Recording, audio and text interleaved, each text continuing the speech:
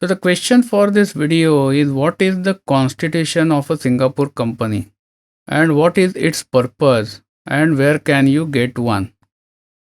So first of all, important thing to remember is constitution is same as memorandum and articles of association.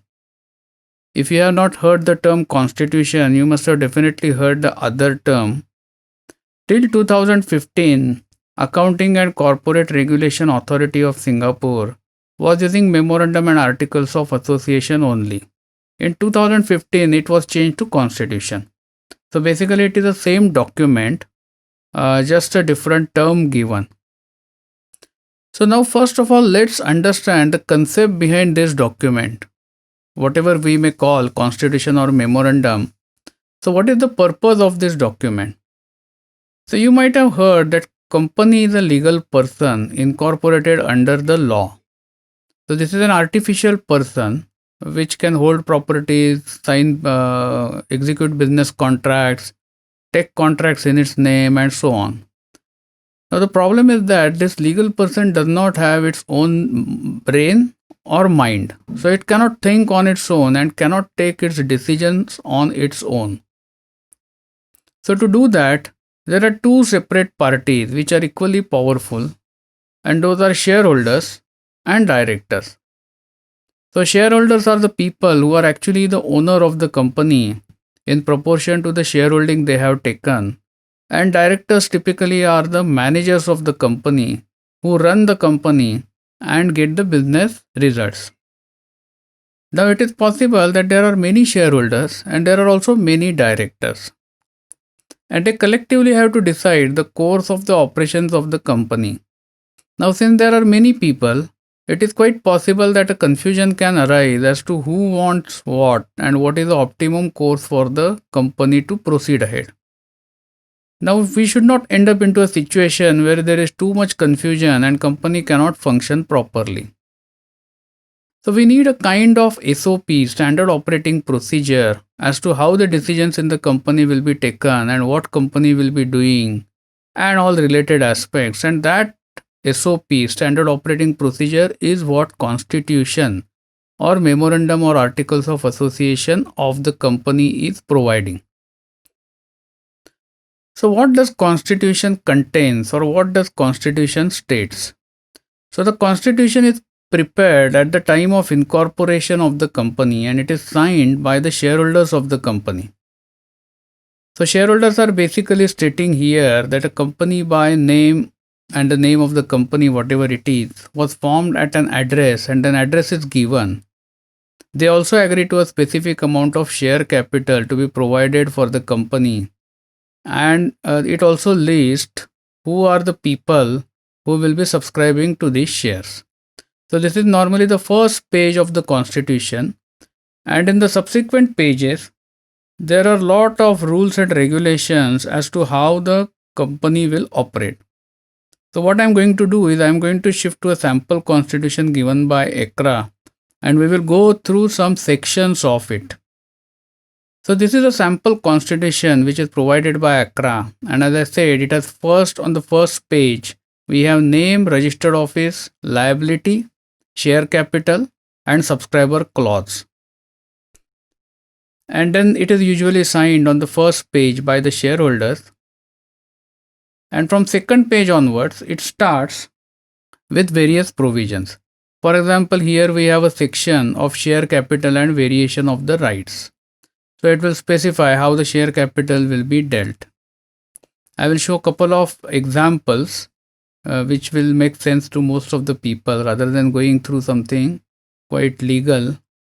Okay, so let's have a point number 28. So it says about the transmission of shares, and it has a provision: when a sole holder of a shares in the company dies, the company may recognize only the legal person representative of the deceased having any title to the deceased interest in the shares. So it basically is laying down the rules that in case a shareholder dies, what will happen to his shares.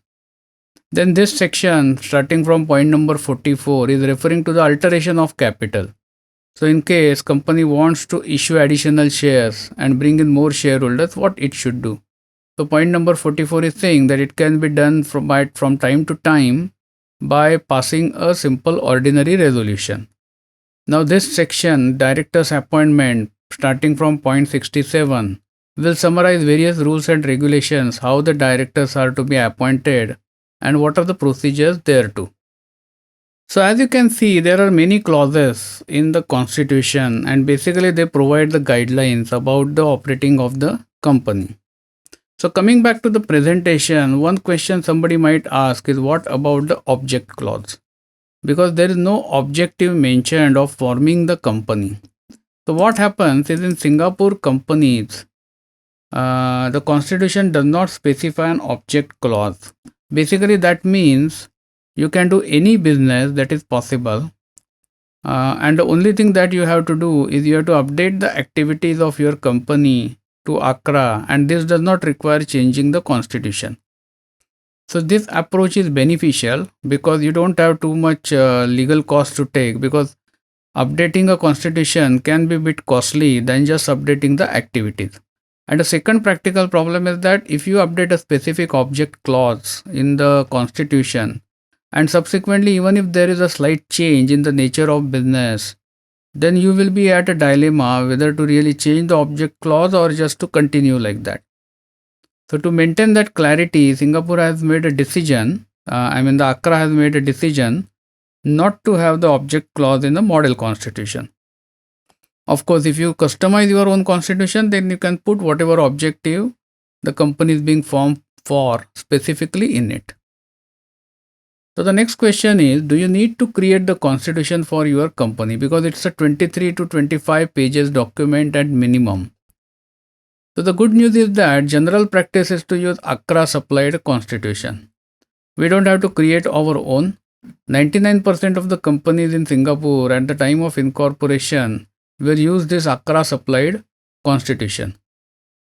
So when we go for the incorporation, there is an option given that use the model constitution provided, or if you want to customize constitution and attach it, that also you can do it.